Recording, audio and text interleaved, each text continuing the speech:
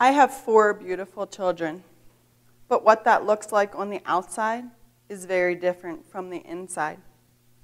On the outside, I am perceived as a very strong, very capable mommy who is completely happy and enjoys living life to its fullest each and every day with my 3 children, 1 incredible son, and 2 adorable daughters. On the inside, however, I feel as though I'm walking around with my heart hanging out of my chest each moment of the day. I am an emotional wreck that lives in an unexplainable darkness where paranoia dictates my life, and I just want to scream and yell and lose it most of the time. But I am forced to hold it together for my 2 precious sons and my 2 adorable daughters. It is the love and light from my son above that has guided me to be the best mommy I could possibly be now in my new normal to my 4 beautiful children. I was at the park on a Colorado Bluebird day in January with my excited girls. The weather in the mountains had been deceiving, so I was thankful that we took a break from our normal, busy errand running and were instead taking advantage of the warmth and our incredible surroundings at the Rocket Ship Park this particular day. As the girls played together, I sat enjoying the sun, soaked up some vitamin D, and delighted in children's laughter and innocence. My wild child had found a cute little Spitfire to romp around with, and as I watched the 2 of them play, I also admired the mommy to that little boy who had a newborn baby in an ergo on the front of her. I began daydreaming of my boys and what life was like as they played joyfully at the park together.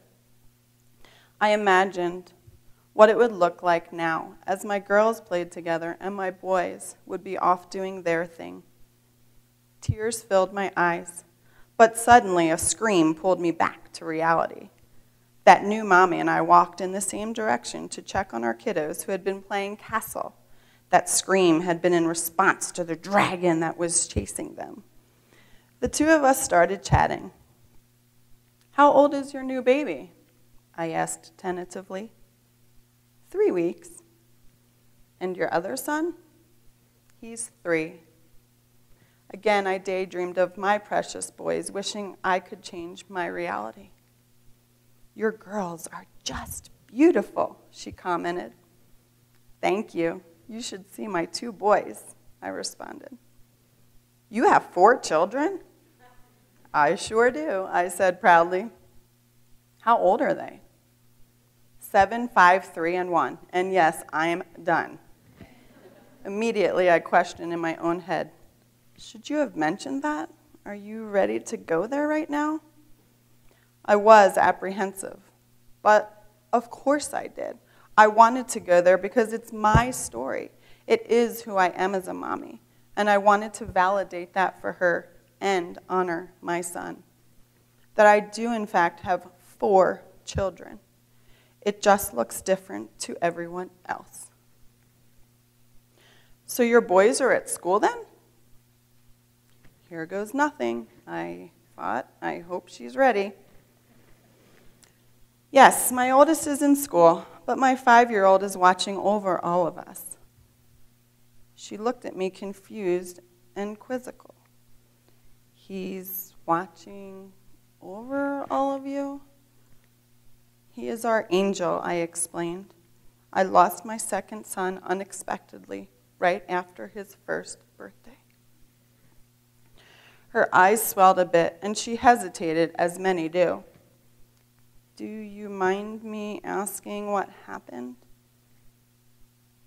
"Of course not," I said, knowing that I needed to take this opportunity to advocate for all parents and their children. My son had been just fine when he went down for his nap, but he woke up with a fever of 103.5, and within an hour it spiked to 105.7, at which time we raced him down the mountain to the ER. There, they told us he had a viral infection. Take him home, he needs rest and time, of which he had none of. He needed help that very moment, and they failed him and left us riddled with haunting guilt and unanswered questions. He died in my arms on the way to get help 6 hours later.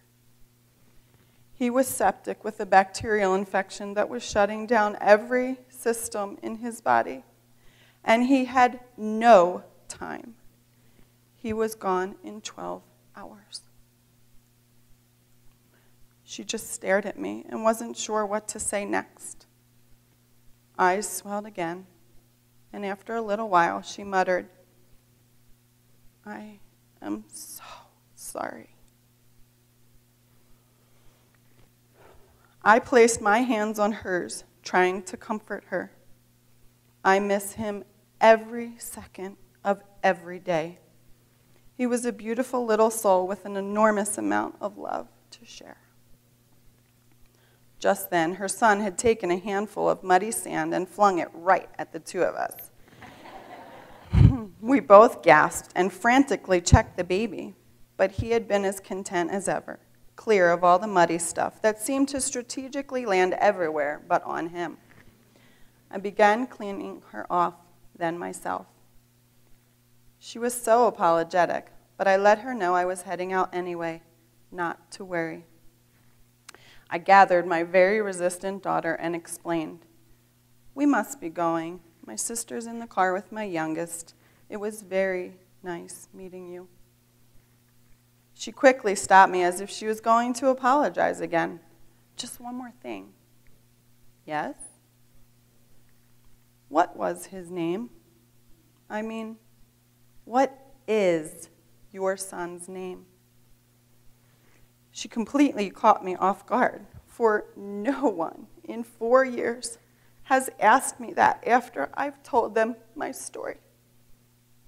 She just asked me, "What is your son's name?" With tears now swelled in my eyes, I responded blissfully, "His name is Bryce David Howell.